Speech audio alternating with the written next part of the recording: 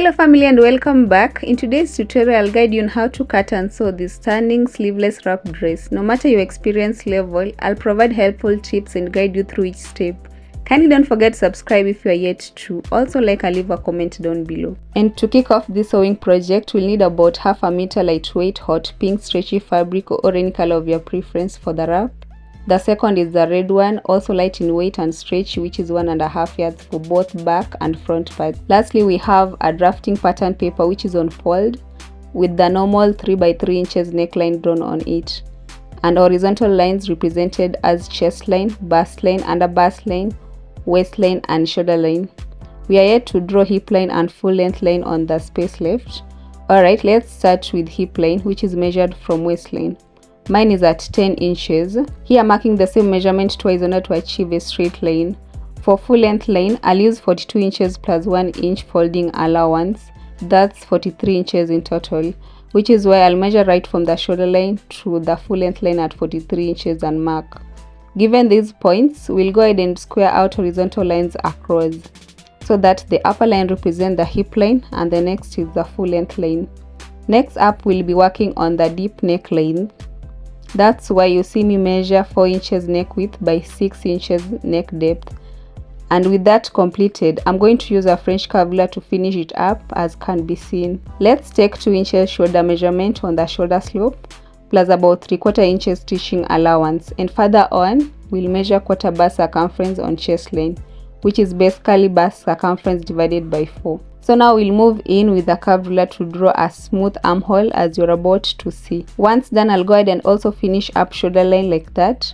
It seems wide, but take note that 1/4 inches will be used as stitching allowance on both sides. With that in mind, I want to now measure half bust span on waistline and on bust line at 3 inches, after which I'll draw that line along these points from bust line to hip line. Next up is measuring 1 inch down from bust line, and still on that line, I'll go ahead and measure 4 inches up from the hip line. With the dart depth marked, I'll measure 0.5 inches on each side of that line from waistline, and that's all I'll use in drawing a normal dart as you're about to see. On top of that, let's measure quarter waist circumference on waistline. Also is waist measurement divided by 4 plus 1 inch dart replacement plus 1 inch more stitching allowance. It's crucial to remember to also add 1 inch stitching allowance to chest line as well. We have just finished taking in bodice measurements. Now let's measure quarter hip circumference on the hip line. In addition to that, add 1 inch stitching allowance, whereas on the full length line, for a slim person like me, you'll need about 7 inches, but only if you're working with a stretchy fabric, plus 1 inch stitching allowance. Now that we have completed taking in body measurement on the skirt part 2, we can go ahead and also finish up the dress outline. First on the bodice part, then later on the skirt part.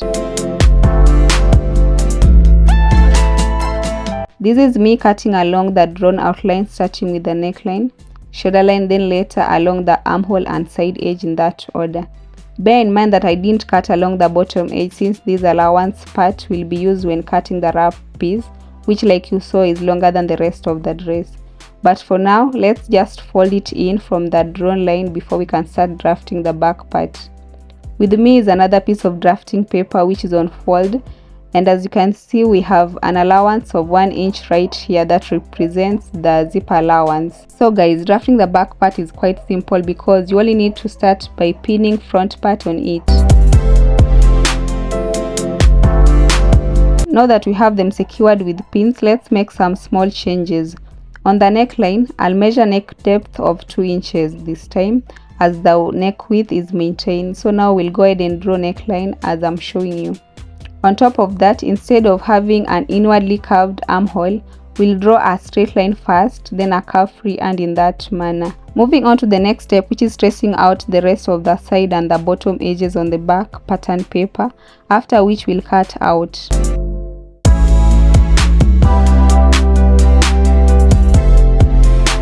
When done, I'll remove all the pins used just so I can waist snatch center back, which is where I'm measuring 0.5 inches inwards on waistline for new center line, that is. In addition to that, we'll measure about 9 inches down like that, then use it in drawing the new center line like I said. There is no point of having a bigger allowance, so now we'll also snatch some measurement from it Then later we'll cut along the second line from neckline down to the bottom edge.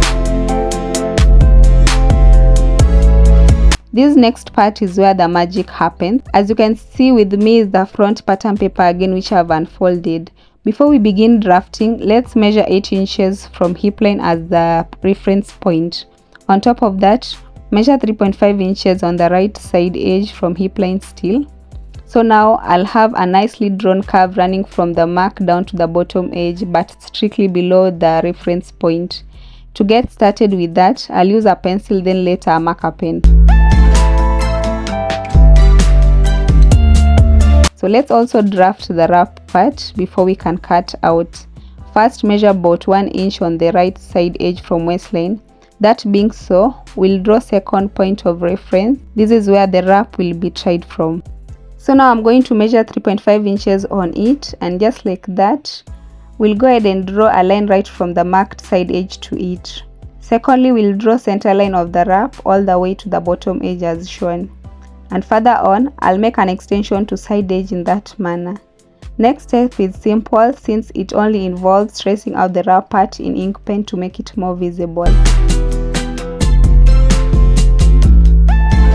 And like you saw on the dress, this wrap part also has a long hanging tail. After extending the line, measure 4 inches, then finished up by joining them with a line like that. Here is the first section of the dress, then the wrap part drawn in red ink. So before cutting the dress part out, we'll trace out the wrap part on a different sheet. Guys, I've put the pattern on another piece. What's next is to secure them with pins first all round.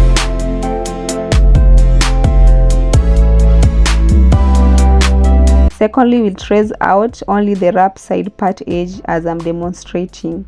Once done, with the help of a tracing wheel, we'll go ahead and trace out the wrap section drawn in red ink.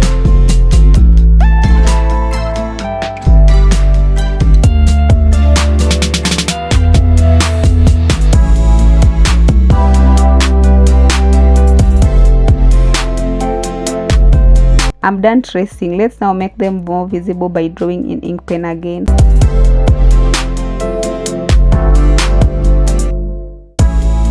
With that completed, cut out along the drawn line.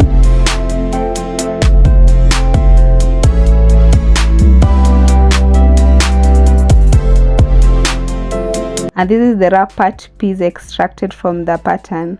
Now I'll be focusing on cutting out dress section, which is quite simple.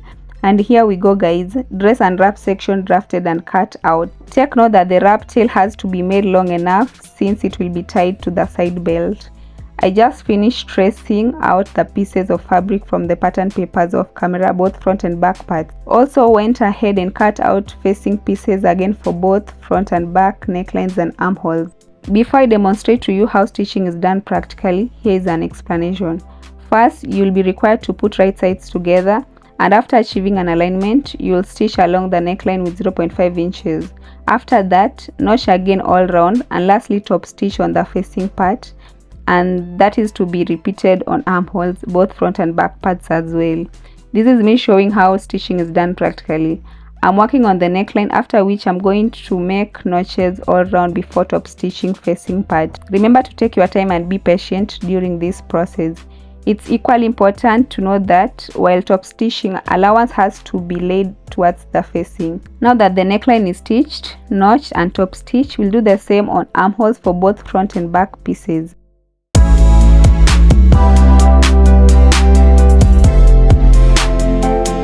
I'm done stitching the first armhole, and I'll just turn it inside out for you guys to see the end result of how I've given it a professional finish.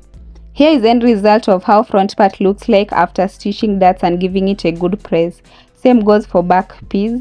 With that completed, it's time to bring forth the wrap piece and show you how to go about it. I had to make the tail long enough by stitching another piece on it. So now what you are required to do is double hem around the side edges. That is if you don't have enough material to face it out with, like in my case. Though with these you have to try and make stitches very straight. On top of that, also double hem on the dress curved edge, then iron them flat.